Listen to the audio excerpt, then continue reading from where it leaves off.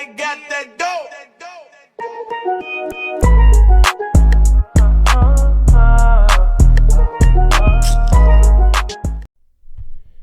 What's up, everybody?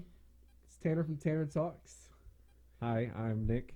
I'm supposed to introduce you. Sorry, my bad. You go No, ahead. you're good. Join here today with a good buddy of mine, Nick Butts. Hello.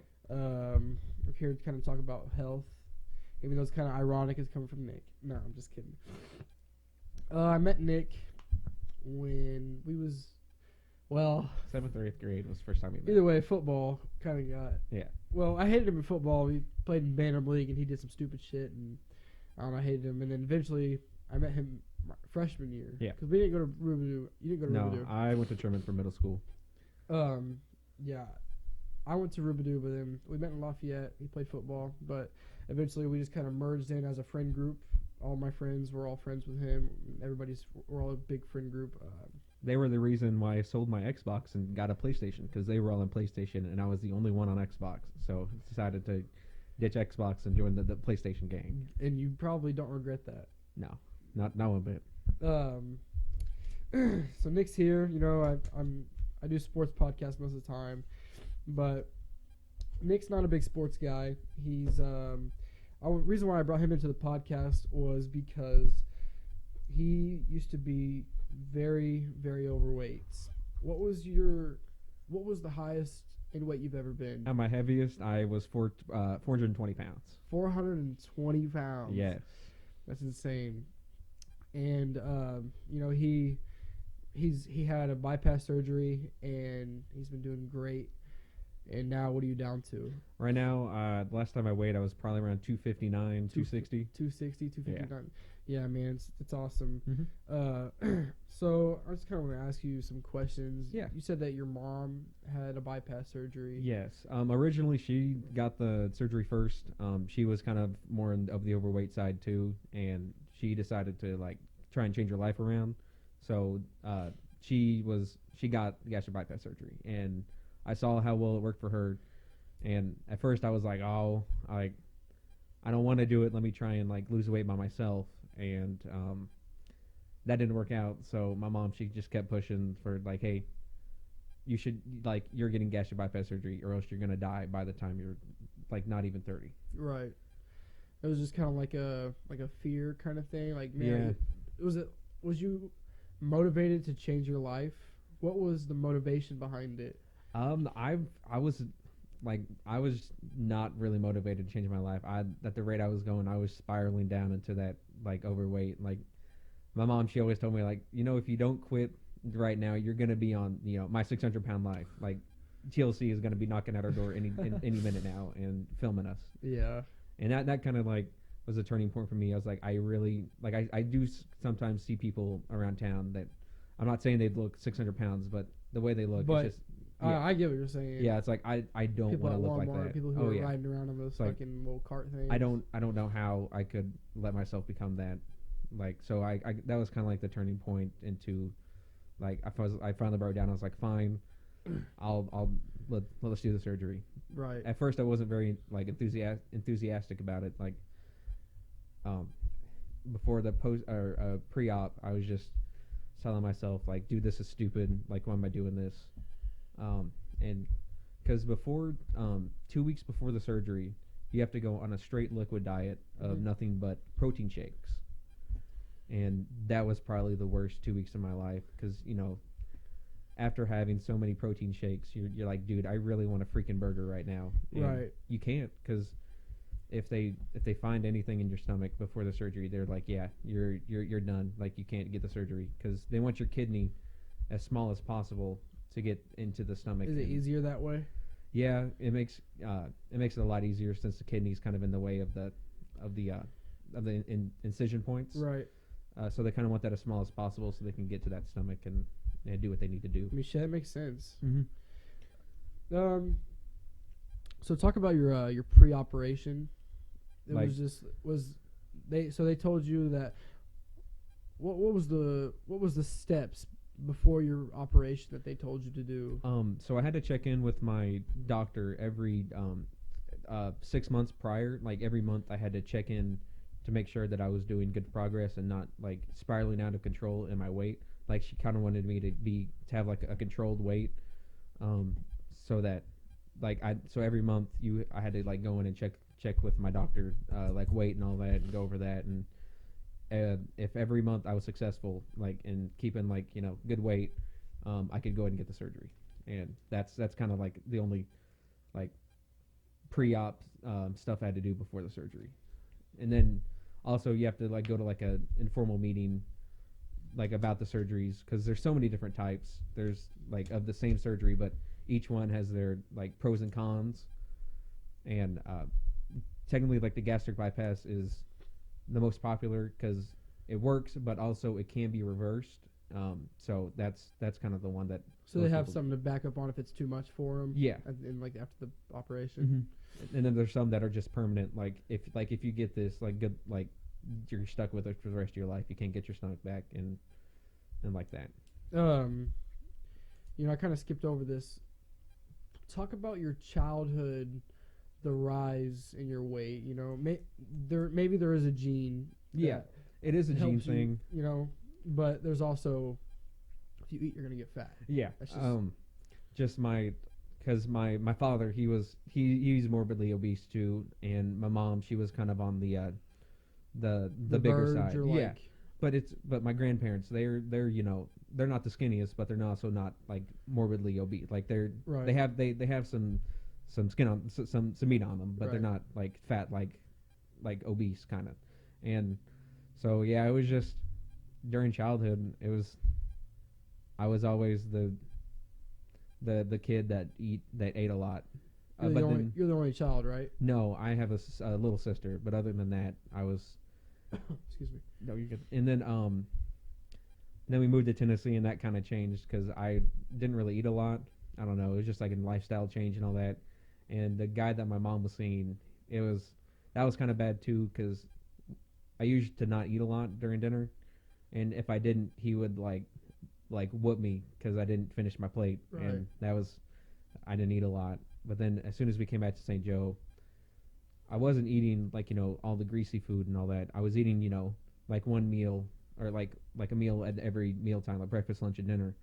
But at dinner time, I would always get seconds or thirds. That was kind of the starting point. Yeah. And then as soon as like 16 hit, got my first job. That was when it just kind of fell down the drain. That's exactly where it was for me too. Man. Like McDonald's, that was my first job, and it's hard to find something else to eat when it's you're working right in front there. Of you. Yeah, 8 hours a day, and you get a $6 to like $6 meal pack that you can spend. And other than that, that was the only food that I had for the day. So there wasn't really like an alternative. Right. So I just started eating that every day, and that's just where like my weight just kind of heavily increased. Yeah, man. I just when I turned 16, I started working at Five Guys, and my freshman year I was kind of skinny. I didn't think I was skinny. I had insecurity issues, and I thought I was way fatter than I actually was. Yeah. And then sophomore year hits, and I get a job at Five Guys, and I'm working there all the time, and I'm eating some Five Guys burgers. If you've ever had Five Guys, and it's huge. Yeah. But having that every night, every day. It's just that grease. It's just it just builds inside of you. It's not a pleasant thing, especially on the daily. That just takes a huge toll on your body, and it's almost kind of like to the point where your body craves it, and it's what satisfies it. Right. But yeah, and then I saw myself one day. I was like, holy fuck, I used to be skinny, got really fat. But then the best shape I was in my life was my senior year. When I played football. Football got me into shape really great. But then I got hurt, and I couldn't practice anymore, and couldn't play anymore, and I kind of just let myself go a little bit more because I wasn't as active. Not let myself go, but I gained some more weight back and just that kind of thing. Where I kind of let go was kind of at the end of freshman year, heading into my sophomore year, because freshman year I played football. I wasn't the best because I was a big softie. I really wanted to play football next year, but just the way I was going, I was just unmotivated to Yeah, play. I was no like, drive. I can't keep up with the rest of them. Like, I'm never gonna be strong like them. And I kind of chose that. That was when I started my job at McDonald's. I was like, I could play Money football, over. Yeah. or I can make money and have a job. And I should have stuck with football, but I instead went to make money, and Yeah. that's where it just kind of I fell down a deep hole, and that's where kind of like the huge. So I remember like during summer weights, I think during weigh-ins I was maybe 350, I think, and then after that it just kind of just went downhill from there. Yeah. Yeah, man. So we talked about your pre-operation. Mhm. Talked about the rise. What about the surgery happens post-operation?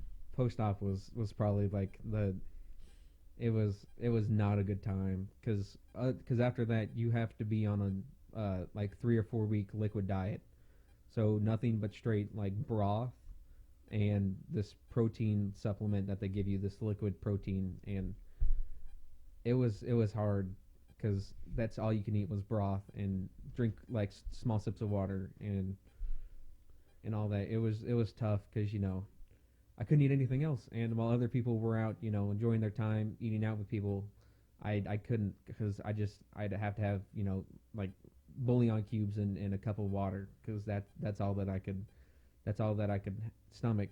And then What was that? Bouillon cubes? yeah, it's kind of like broth, but it's in like a cube. Oh, and yeah, Mhm. yeah. Did you eat those? No, I can't eat them straight. Well, it's probably too salty. That's why I dunked it in water and let it kind of dissolve. And Oh, yeah. I remember those. I remember those when I was younger. they were good for a few, and then after like a couple weeks of having it, I was like, Yeah, okay, fuck. this is getting tiring. Yeah, it kind of makes me feel bad because it's like I know we probably used Mhm. to eat. You used to have to fucking stay at home or something. But then after that, it kind of started getting better, but not really, because after that, I could have soft foods like yogurt, cottage cheese, and then that kind of expanded my palate, like just a small bit. But I could have like applesauce and all that. It kind of helped a little bit. What was your favorite non-food? Yogurt, Yogurt. Ozarka 000. Uh-huh. That was like I eat like 2 or 3 of those in a day, and I enjoyed it. Was you full after that? Yeah, I was like after one, you kind of start get that full feeling, and then I'd wait 4 or 5 hours and then have another one, and it's the same. It feels weird because I'm used to eating large portions, and then now I get full after like a yogurt, and it's kind of odd. 'Cause, Right. yeah, you're just so used to eating those big portions, and getting forced to eat smaller portions was really tough. So the not eating was shit. Yeah. I couldn't imagine. Mm-hmm. That's tough. That's why I respect it so much. You Yeah. know, some people say that the bypass surgery is a way to have your not sins. Yeah. It's like a cop out. People Mhm. like to call it a cop out. That's why I kind of hated telling people about it. Like they were like, "Oh man, you look so good. Like, what'd you do?" I was kind of scared to kind of Say that you had lipo. yeah, like lipo. Oh, wait, what was it? Gastric bypass. Yeah. No, you're I'm good. sorry. I'm sorry, dude. I apologize. No, you're fine. But yeah, it was just I was scared to tell him because I was like, yeah, hey, I cheated. Like, I cheated working out and cheated eating good. Like, yeah, I just went straight for the stomach cut, and I was just kind of scared to kind of tell him and kind of embarrassed, I guess, because Well- it's like at first it kind of felt like a cop out, like a I think there's no reason to be embarrassed about Mhm. it. I feel like it's not just like, hey, I'm overweight, I'm getting a surgery, and I'm going to be skinny. Yeah. It's, I'm overweight, I'm getting surgery, I'm starving myself, yeah. I'm drinking food, and then I'm eating soft food Oh, yeah. for a month. I'm not being able to hang out with my friends when they Mhm. go eat. Because yeah, that was kind of tough for me seeing you guys like go out to eat, and I was like, dude, I can't, like, I gotta eat the soft foods and all that, and What about ice cream? You eat ice cream? not the sugar. Like, I mean, I tried once, and it wasn't a good time. Like, the sugar just kind of builds in, because sugar takes so long to like Digest. Yeah, it was kind of like a waste I of said lipo. I can't Yeah. believe I said lipo. You're I'm good. sorry. What's the difference? lipo was like getting the fat out, like taking the fat out, and then Oh, and they put it in like that bag. yeah. what's the so gastric? They take your stomach and they put it into 1/3 or 2/3. They kind of portioned it off. So I'm pretty sure that they kind of block off 2/3 of your stomach. So you don't have 1/3 left. Yes. But yeah, that was.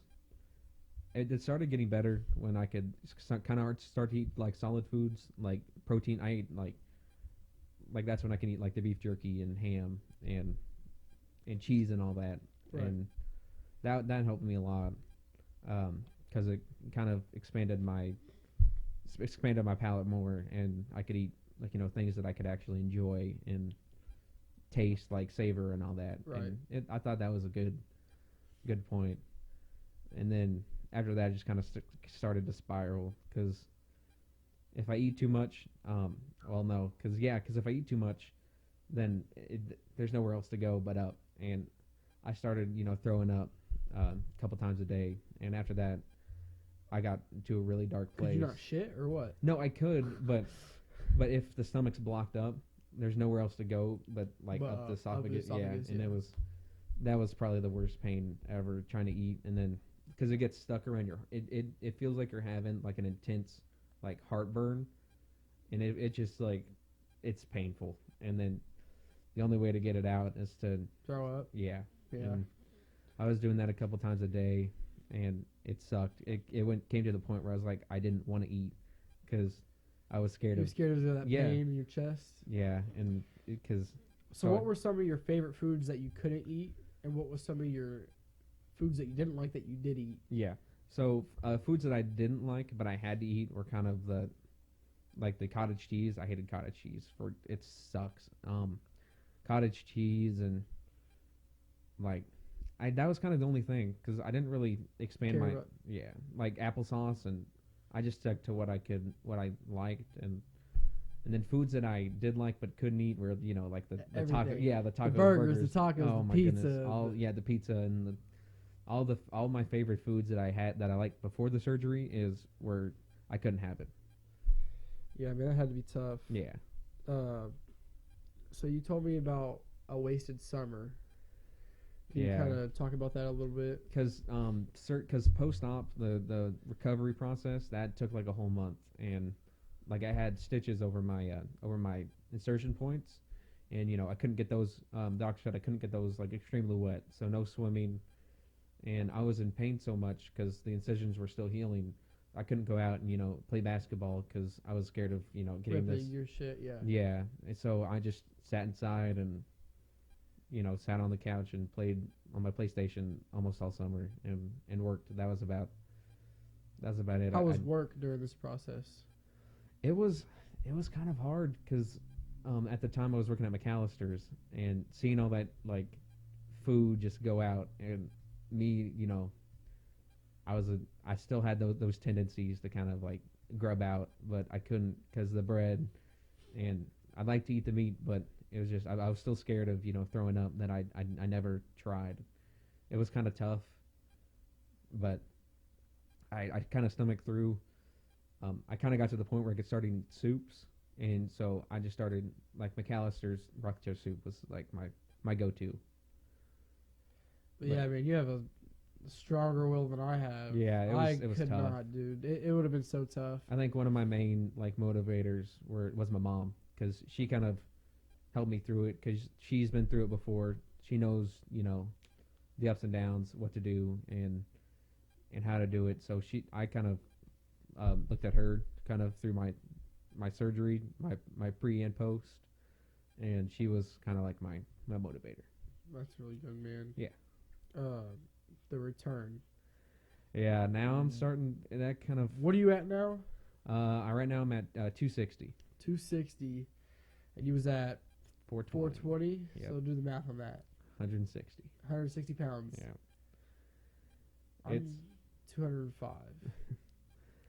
It's weird just thinking about it now. Thinking about my old self. Like, how do you feel? I feel better. Do you feel a difference? Yes.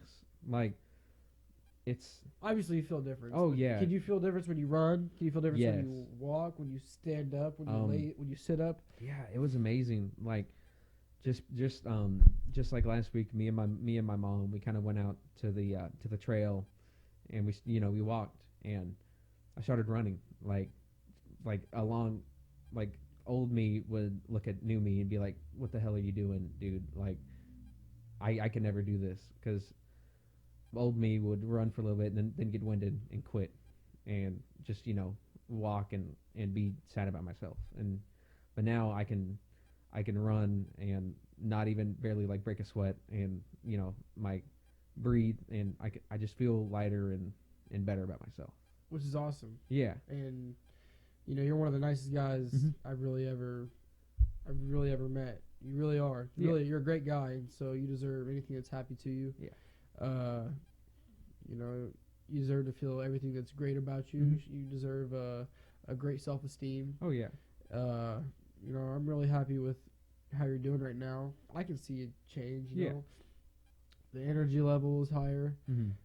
I mean, dude, just we were just playing basketball. He was playing knockout, and basically we had Nick fucking running like suicides, just trying to get a dub. And Old me would have took maybe 2 down and backs. And Oh, then yeah. would quit.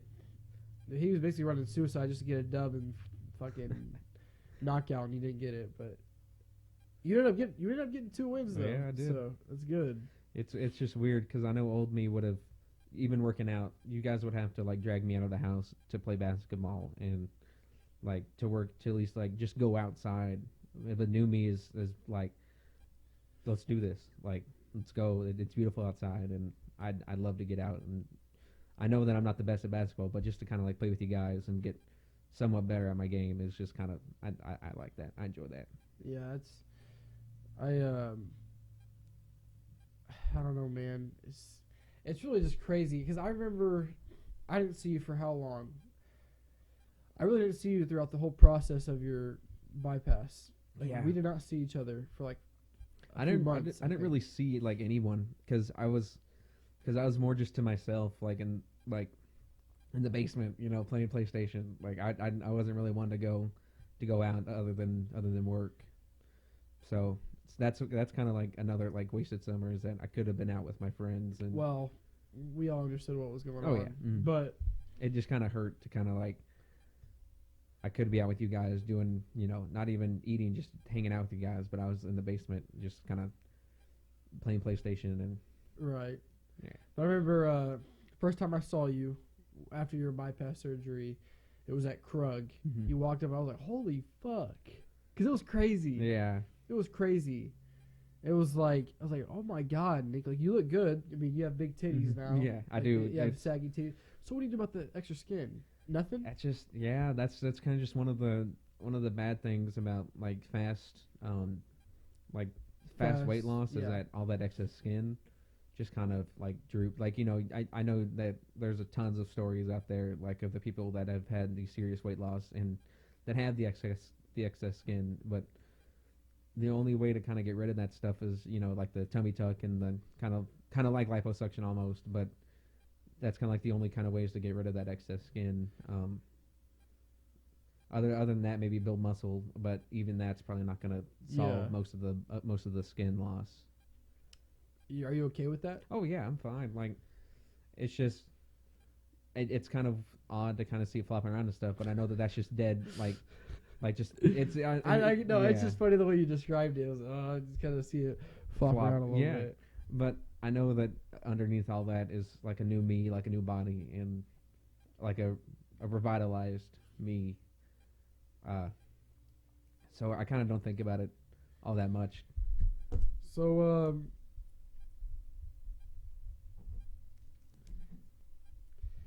so you do Tinder. What about Tinder? What the fuck? Are you just trying to hook up with people? No, or what is Tinder to you? I'm just trying to find a girlfriend, but it's just, I don't know. I feel like I don't get attached too easily. I'm kind of hesitant, I guess, and that's kind of just holding me back too. Also, because I kind of want to like see other people outside of St. Joe, because small town, not really a small town, but everyone. It's just I kind of want to try and get out of St. Joe, trying to see what else is out there. What's your relationship with Stick? Fuck him. No, okay, no. We're good friends. Like we joke around a lot. We sometimes get a little heated. Sometimes We get a little it's heated all the most of the time, time. man. Yeah, it's just I love him. He's always had my back and just he cares about me and I care about him too. Even though we bullshit a lot, it's all love. Well, man, we're almost at 30 minutes. I think we did a really good podcast. Oh yeah, thank you for having me for my first one. Oh, dude, no, it's. I really liked having. I want to have a wide variety of people. Yeah. I want someone who knows about the NFL. I want someone who wants to talk about the NBA, UFC. I wanted someone to talk about life too, like you, health. I want to talk to a lot of people, and not just make this podcast one dimensional. Yeah. So yeah, dude, I'm really happy for you, man. I'm really glad that you got on. Do you want anybody who watches this to follow you on anything? Your just Instagram, your Twitter, your fucking whatever. Sure, follow me on Instagram at BigNuts260. I came up with that idea. Actually, or did I not? Well, Mr. Rhodes was the first person to call me Big Nuts. Okay, I didn't say Big Nuts, but I did say the 260. But it used to be 350. Yeah, and then when my weight dropped and so was it 420, and then it was. Did you casually go down in weight?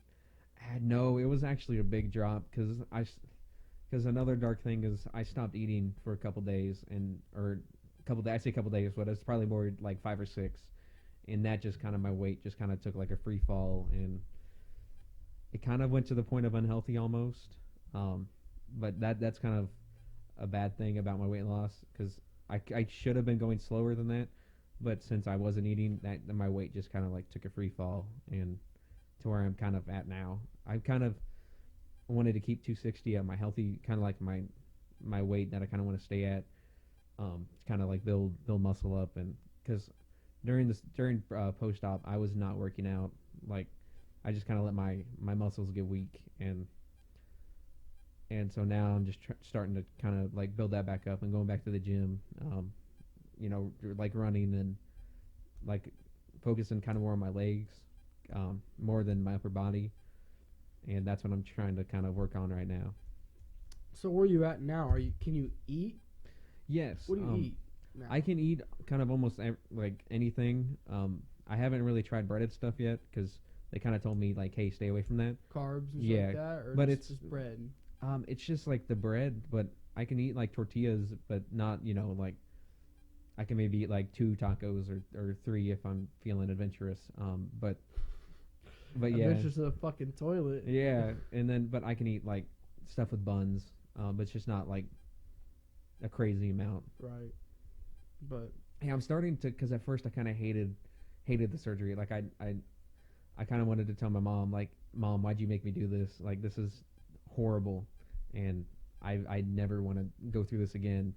Now that I kind of am at this weight, I kind of slowly starting to realize, like, this is what I needed. Like, I needed this lifestyle change, or else I was going down a bad path, and that path could have led to, death or me being stuck in a bed for the rest of my life. Yeah. Well, man, I'm really happy for you. Yeah, thank you. And our whole friend group is really happy for you. I'm glad. I'm glad that I have friends that kind of that they encouraged me and they helped me with all my problems, and if I'm feeling down, they always cheer me up, and I can't ask for better friends. Like you guys are awesome. We do have a great friend group. Oh yeah. We all fuck around with each other a lot, but at the end of the day, we always get each other's backs. Oh yeah, stuff like that. But well, Nick, I appreciate you coming on. Yeah, thank you for having me.